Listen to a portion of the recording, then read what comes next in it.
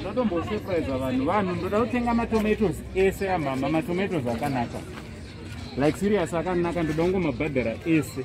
So zvamuchaita ka ndoda kuti mundiudze kuti anoita mari matomatoes enyu ese, like serious. Ndoda kutomatenga ese musika wenyu, mungondiudza kuti musika wenyu imari, ungaite mari.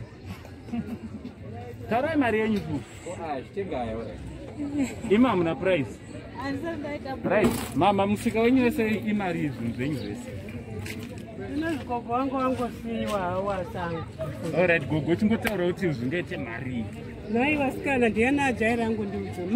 Mai mningi. Mari ipi ngauya kubatwa ndoda kungotenga musika wese. Ndoda kutenga musika wese. So guys, muri kuzwa nyaya iri kuitika nditi? Muri kuzwa nyaya iri kuitika nditi? Alright. Asi ndoda kutengeserwa neni. Imi musataure price. Ndoda kutenga musika wese. Handiti? Asi ndoda kutengeserwa nani? Nagogo. Saka gogo chingotaura kuti price yezvinhu zvenyu zvese imari. Aiwa chingotaurai kungoti aiwa zvese netable ndoda kuitakura necheya yacho. Alright, chimbomirai. Gogo, tiudzei kwenyu kuti zvese zviita mari. Zvese. Aiwa ndiri kudzoka. Wese imari musi.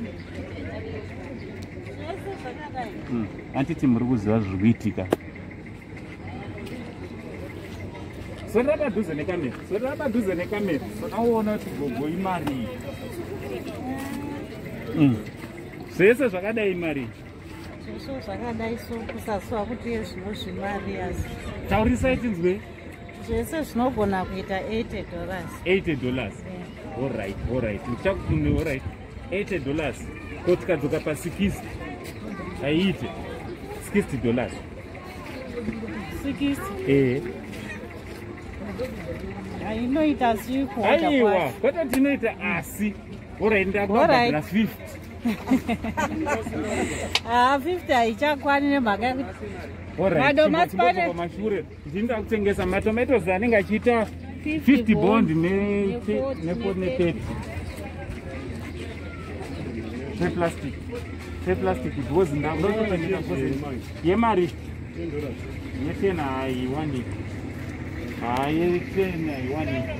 Ichida api yacho mose akanaka matomatisi manje. Mari ndi matachi. Muna 20. Hai. Nemabondi zvinoita. Aiwa yakasangana. 5 nemabondi. Alright, alright.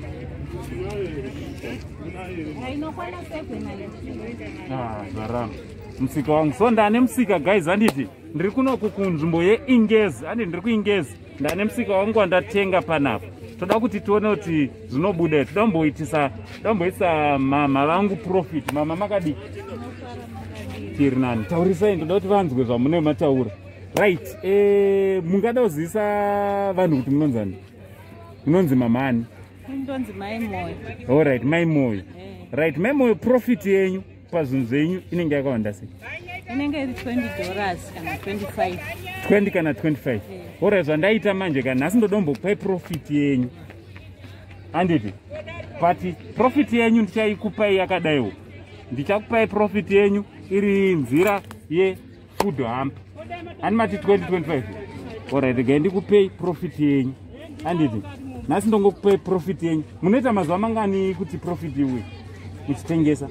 Zvinoita kuti makastoma ari kufamba ari kuuya zvakadii. Alright. Kuwanda saka togona kuita 4 days 5 days. 4 days 5 days.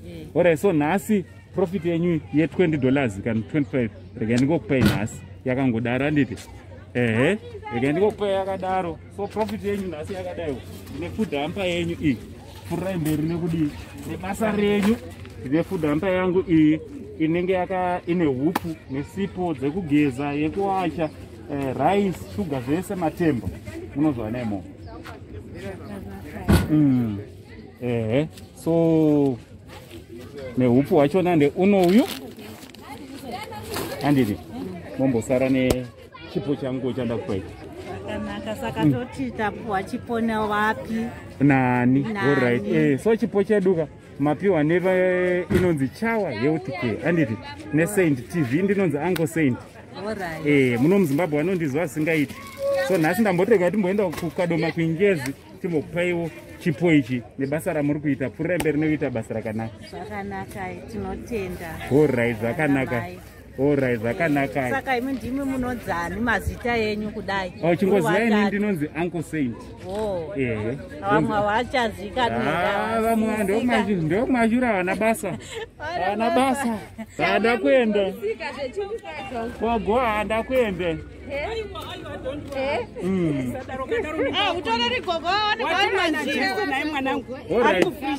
Saka gogo muchidudza kuti munonzi gogo ani? Ndonzi gogo Towe, ndogara muno muingezi. Muno muingezi paH1. paH1. Alright. So gogo Towe ka tinoisaura wedu anonzi weChawa Healthcare ari kuUK. Ndatituma kati endai munombonorangarira nagogo vedu ana mai vedu vambodyawo tuma grocery kadiki diki sekanaka kari panapa. So nhasi muno muingezi ndimi mari ingoita umhanza. Chokwadi. So tinokumbira kuti mugamuchire chipo chedu ichi. Maita waboisi dzangu. Maita. Aiwa tinotenda. God bless you. Aiwa tinotenda. Maita. So torai zvese zviri mepopo. Imomo yamukati nesipo dzeugezesa. Aiwa tinotenda.